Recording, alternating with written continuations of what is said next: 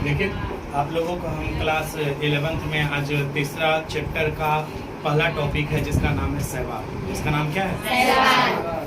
आज हम आप लोगों को सहवाल चैप्टर के बारे में आप लोगों को पढ़ा रहे हैं और ये मेरा दूसरा यूट्यूब पर डाला हुआ दूसरा वीडियो है इसी का चैप्टर का। इसका नाम क्या है? वनस्पति जगत। ये चैप्टर का नाम क्या है? वनस्पति जगत है। वनस्पति जगत का ये दूसरा वीडियो हम आप लोगों को डाल रहे हैं यूट्यूब पर, जिसमें आपका पहला टॉपिक पढ़ना है। कल इंट्रोडक्शन पढ़ाए थे और आज हम आप लोगों को पढ़ा रहे हैं क्या? सहवाल के बारे में। किसके बारे में? सहवाल के बारे में। तो सबसे पहले हम लोग ये जानेंगे कि सहवाल को अंग्रेजी में हम लोग एल्गी के नाम से हम लोग जानते हैं। किस नाम से जानते हैं? एल्गी।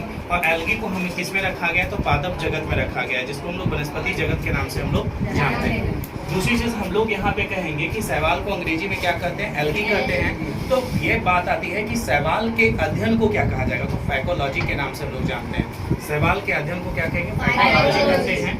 उसी तरह से हम लोग कहेंगे कि सहवाल जो होता है वह प्रिमिटिव, यानी कहते हैं कि ये सबसे अधिक कहते हैं खाद्य आदि प्रिमिटिव, यानी आदि या आदि को अंग्रेजी में हम लोग प्रिमिटिव कहते हैं। प्रिमिटिव पादपों का एक सबसे बड़ा समूह है। कौन है?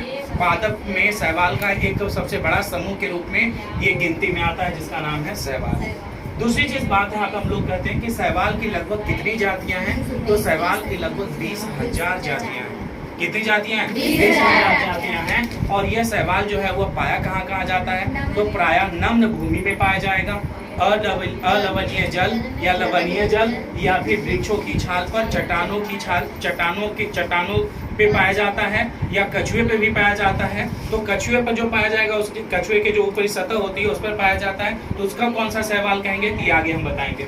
अब ये कहता है कि कुछ सहवाल जो होते हैं वह झील और तालाब के किनारे पाए जाते हैं। तो पूछोगे यहाँ पे आप लोग के मन में होगा सर वो कौन सा सहवाल है? तो उसमें एक आपका आता है रिबुलेरिया। क्या कहेंगे? रिबुलेरिया कहेंगे। जो कहाँ पाया जाता है? रिबुलेरिया जो है वह तालाब और झील के किनारे पाया जाता है। उसकी बात कहेंगे कि बर्फ की सतह पर कौन सा सहवाल तैरता है? तो हम लोग कहेंगे बर्फ की सतह पर आपको मिलता है क्लेमैडोमोनास। क्या कहेंगे? क्लेमैडोमोनास। और क्लेमैडोमोनास जो होता है वह एक कोशिकीय होता है। क्या होता है? एक कोशिकीय होता है। और यहाँ पे कहेंगे कि हाइड्रा की कोशिका में पाए जाने वाले सहवाल का नाम क्या है? तो जुकेरोलेला। क्या कहेंगे? जुकरोलेला। क्या कहेंगे? जुकलोरेला। ठीक है, लोरेला, जुकलोरेला। उसी तरह से कहेंगे कि कुछ सहवाल जो होते हैं वो कछुए के पीठ पर उगता है, जिसको कहते हैं प्रोटोडर्मा। क्या कहेंगे? प्रोटोडर्मा के नाम से हम लोग जानते हैं। कुछ सहवाल फफूंद के साथ मिलकर लाइकेन का भी निर्माण करते हैं। और कहेंगे कि यहाँ पे ओवरऑल अगर देखा जाए तो सहवाल बड़ा इंपॉर्टेंट है। कछुए के पीठ पर पाया जा रहा है, पेड़ की छाल पर पाया जा रहा है, और कहाँ हाइड्रा की कोशिकाओं में पाया जा रहा है, और सबका नाम अलग अलग है। उसी तरह से कहेंगे कि सहवाल जो होता है यूनिसेलुलर, जिसको कहते हैं एक कोशिकीय, और मल्टी सेलुलर यानी एक कोशिकीय और बहुकोशिकीय दोनों होते हैं। कौन? सहवाल। अब ये कहते हैं कि सहवाल क्या होता है कि सरल कहते हैं कि सरल होते हैं, क्लोरोफिल युक्त होते हैं। अब जब क्लोरोफिल युक्त है तो अपना खाना भी खुद ही बनाएगा। ठीक है जी। कहते हैं कि थैलाइड तथा कहते हैं यहाँ पे थैलाइड तथा मुख्य रूप से जलीय जीव है। कौन जी? सहवाल। मुख्य रूप में देखा जाए तो ये जल में ही पाया जाता है अधिकतर में। कहता है कि इसके सहवाल के माप एवं आकार में काफी क्या होती है? भिन्नताएं होती है। चलिए अब इधर आइए।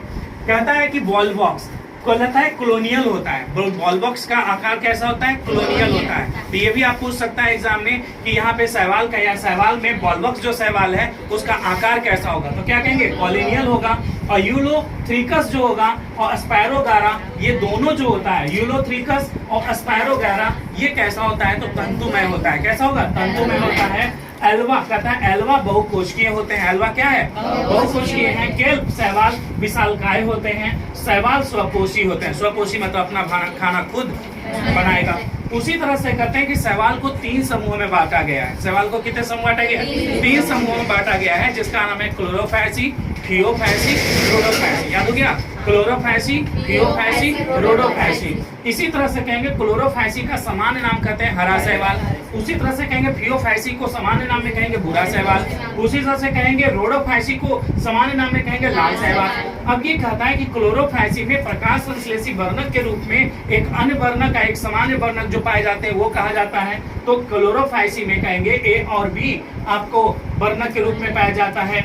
फ्लूफियोफाइसी में ए और सी के रूप में पाया जाता है, रोडोफाइसी में ए और डी के रूप में पाया जाता है। और ये ज्यादा ये इंपॉर्टेंट नहीं है, बी कैरोटीन कैरोटाइन ये ज्यादा इंपॉर्टेंट नहीं है, ज्यादा इंपॉर्टेंट ये है। और उसके बाद यहाँ से एक क्वेश्चन और पूछता है कि क्लोरोफाइसी ये जो संचित यानी क्लोरोफाइसी जो है शैवाल जो है वह अपना भोजन किस रूप में संचित करता है, तो कहेंगे स्टार्च के रूप में संचित करता है। और एक और क्वेश्चन पूछेगा कि क्लोरोफाइसी जो है इसकी कोशिका भित्ति कैसी होती है, तो कहेंगे सेलुलोज की बनी होती है। इसकी कोशिका भित्ति किसकी बनी होती है, सेलुलोज की बनी होती है। उसी तरह से पूछेगा कि पियोफैसी जो है ये भूरे, ये इसका सामान्य नाम भूरा शैवाल है और ये भूरा शैवाल होने के लिए इसका अपना संचित भोजन किस रूप में लेता है, तो मैनिटोल और लेमिनेरिन में लेता है। और साथ साथ में इसका कोशिका भित्ति सेलुलोज तथा एलिजन से बनी होती है। रोडोफैसी की बात आती है जिसे हम लोग सामान्य नाम में लाल शैवाल कहते हैं और इसमें वर्णक जो पाया जाता है समान वर्णक रूप में ए एंड डी के रूप में पाया जाता है और अन्य वर्णक में फाइकोबिलीन और आर फाइकोसाइनिन और आर फाइकोलिथरीन के रूप में पाया जाता है। और यह भोजन किस रूप में करता है जी, तो फ्लोरोडिओन स्टार्च और सेलुलोज, इसकी कोशिका भित्ति किस रूप में होती है, सेलुलोज के रूप में होती है। शैवाल में जनन कायिक अलैंगिक विधि द्वारा, यानी कहते हैं कि शैवालों में जनन की जो क्रिया होती है वो कैसे होती है, तो लैंगिक अलैंगिक दोनों विधियों के द्वारा होती है। कायिक जनन विखंडन और खंडन तथा एकाइनीटस द्वारा होता है, कहते हैं एकाइनीटस के द्वारा होता है। और विखंडन के फलस्वरूप प्रत्येक खंड से नए थैलस का निर्माण होता है। ये आपका शैवाल का पूरा आपका खत्म हो गया आज, ठीक है। अगला नेक्स्ट